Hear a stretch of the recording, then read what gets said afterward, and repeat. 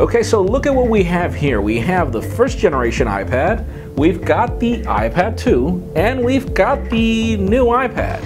Is it worth to upgrade from any of these? Let's find out.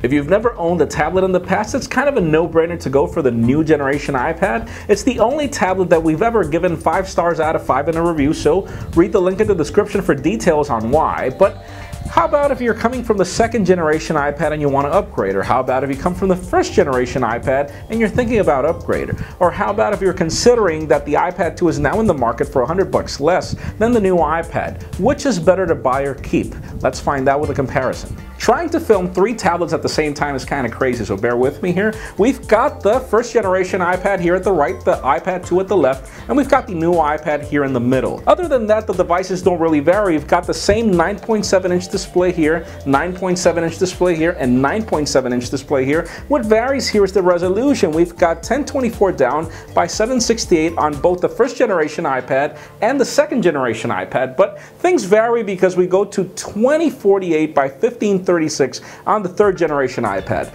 Both these devices have 132 pixels per inch, and then this one's got a whopping 264 pixels per inch. The first generation iPad had the first single core A4 chip with normal graphics. This iPad 2 has got dual core graphics and the A5 chips. This iPad 2 was 9 times faster in graphics than the first generation iPad alone. And then the third generation iPad has got quad-core graphics, which is actually pretty much 4 times, or we could say twice, as much as the second generation iPad. So both these devices are dual-core devices, don't be mistaken by that. But aside from that, this device has no cameras. This device has terrible cameras. VGA here, and then at the back it could barely give you 720p resolution on this camera. And then here we've got the same VGA camera up front, but then we've got a 5 megapixel camera at the back with the optics of the iPhone 4S, which are quite legendary. So you can film 720p video here, and you can film 1080p here. You could do FaceTime here on this one, FaceTime here, no FaceTime on the first generation iPad. So if video is your thing, definitely the first generation iPad should be out of your league. Now, all these devices have 802.11n. These two devices have Bluetooth 2.1 EDR, but this one has the new generation Bluetooth 4.0, which you could find in the iPhone 4S and then also in the new generation MacBook Airs.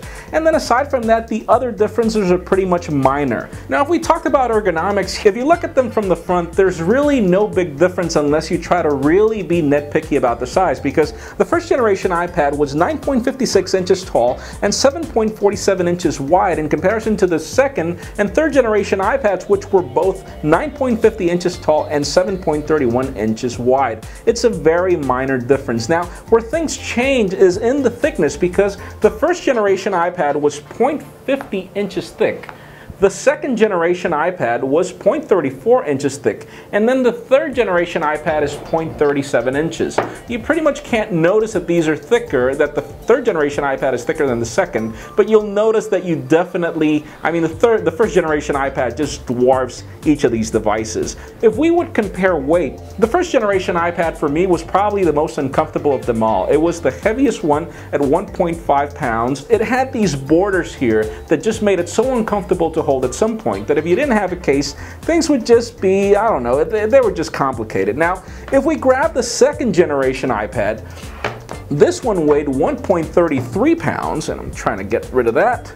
1.33 pounds here if you went for the Wi-Fi model, and then if you went for the Wi-Fi plus 3G model, the difference was very minor. But for me, the second generation iPad was probably the best in weight. Somehow Apple didn't make a big difference in weight, but they somehow figured out weight distribution, because this device is extremely light. You can hold it in any way. You can hold it this way, for example, and you don't feel that it's hurting your arm at some point for holding it this way. Now, if you would try to do the same thing with the third generation iPad, things change. Sadly, the third generation iPad is 1.46 pounds in comparison to the other devices. It's lighter than the first generation iPad, obviously, but it's only a couple of ounces in comparison to the second generation iPad. So far, I've got to tell you, you do feel an extra weight in the third generation iPad. And I feel that, again, it has to do with weight distribution. They had to fit a much larger battery in this device if you compare it to the second generation iPad. So if ergonomics is a thing for you, and if you're looking looking for the lightest tablet out in the market that's still being sold, it would be the second generation iPad.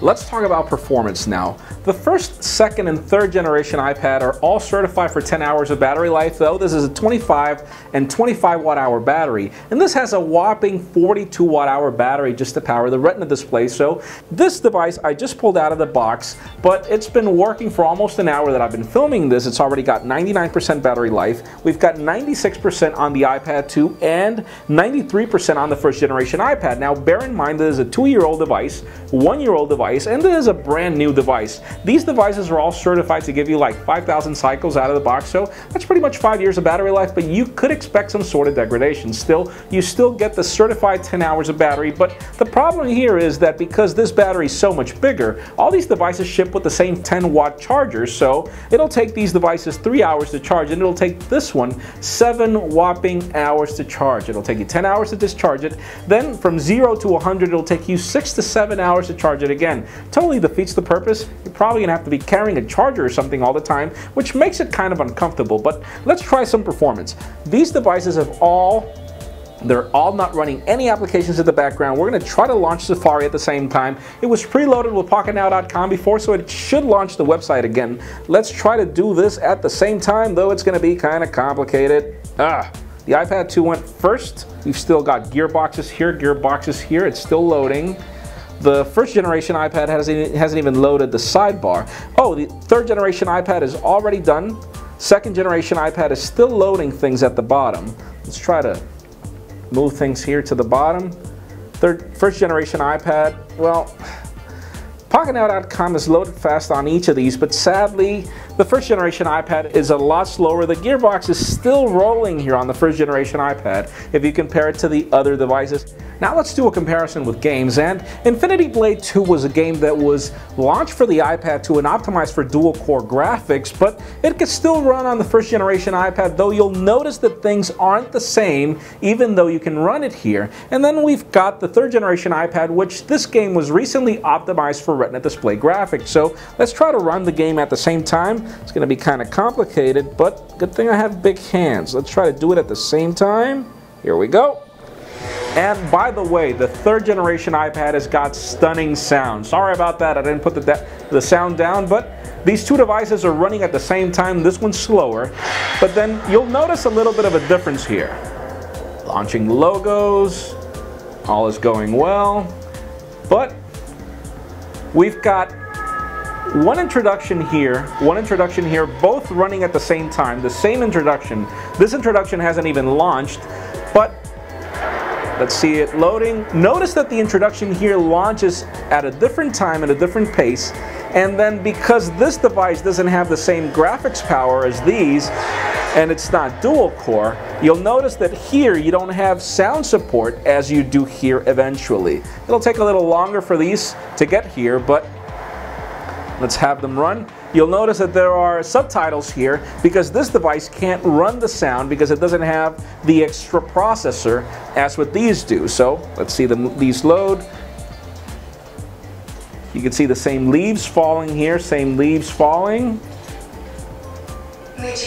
We've got audio support here. Both audios are going at the same time. Here you only have, again, you only have subtitles. Now every deathless in the world is going to come hunting you for that blade. I'll find someone to help me. Graphics are good. Remember that the first game that's going to take advantage of these graphics is going to be Infinity Blade Dungeons, which is going to be available soon. Not available yet, so both devices are running this game really well so far. I did. Now, an interesting note about streaming is the fact that these devices, this one has 256 megabytes of RAM, 512 megabytes of RAM, and 1 gigabyte of RAM. What makes a difference here is that this device buffered this 1080p video once, and it won't buffer it again. This one took a little while to buffer, and this one is still halfway, and it won't buffer anymore. So this has a lot to do with the way that the device handles video performance when launching. So let's try to launch this video at the same time to look at color quality. I'm trying to stretch my hands here. Let's see. Sorry about that. It's kind of hard to do this at the same time. It's kind of crazy to try to review a tablet, 3 tablets at the same time, but Notice the color qualities on these three devices. They were all handling colors and screen brightness at the same time, but even though the third generation iPad has warmer colors, it handles this 1080p video without lag at all. No lag here on the iPad 2, obviously. The third generation iPad is lagging now because its RAM doesn't allow it to buffer any more videos. So you'll notice that it's still struggling to buffer it again. If I would try to pull this back, it'll delete everything from the buffer and start again from scratch on the first generation iPad. And here it's buffering again, notice, but I have to play the video again.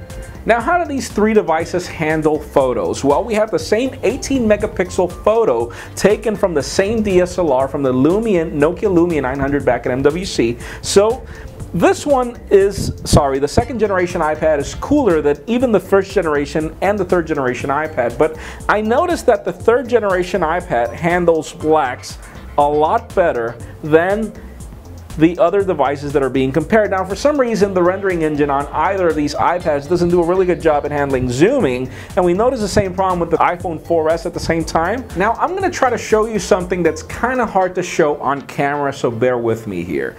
Are Retina display graphics worth it for the third generation iPad? Well, it's kind of a mixed bag because the third generation iPad does a better job at handling text than any of these devices. If you try to zoom in on this text though, you'll notice that text looks just as well on these three devices once zoomed in. The only difference is notice whenever you pull out from a website, where you will notice pixels and a little sort of like grainy show up for text on these two devices, whereas on the third generation iPad, colors just pop, things look amazing. But there's a very big problem here. See, websites are not optimized to handle Retina display graphics.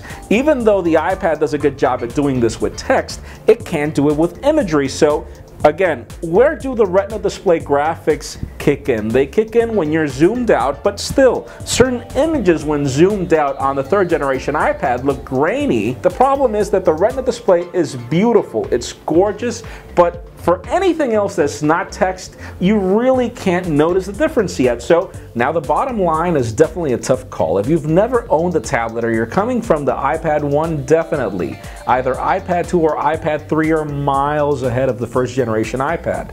The second generation iPad is $100 cheaper and it'll give you certain things that are even better than the third generation iPad, like for example, how thick it is, and obviously that it's lighter, and obviously that it can handle performance almost just as well, with the advantage that you won't take 7 hours to charge it. As opposed to the third generation iPad, where there are a lot of technologies that are sadly not there yet. First of all, battery technology is not there yet. They had to make the device thicker and actually a little bit heavier. And obviously charging technology is not there. You have to wait 7 hours for it to charge. But other than that, I feel that websites are going to evolve in the future to support Retina display graphics. It's not there yet, but it will happen because Android tablets are now going to try to compete with this Retina display. They're going to try to bring even better resolutions in here, so websites need to be optimized, apps need to be optimized, software needs to be optimized. Everything is happening from now on, and the third generation iPad would pretty much be future-proof. You'd already own a device for $100 more that'll already be prepared to support what's coming in the future. So in my way of seeing it, I'd go for the third generation iPad just because I have the latest and greatest. But again, if you're on a tight budget, the second generation iPad is no slouch. This is it for our comparison video of the third generation iPad with the old generation models. We hope you enjoyed this video. Don't forget to give us a thumbs up if you like what you saw. This is Jaime Rivera from Pocketnow.com. Thank you very much for watching.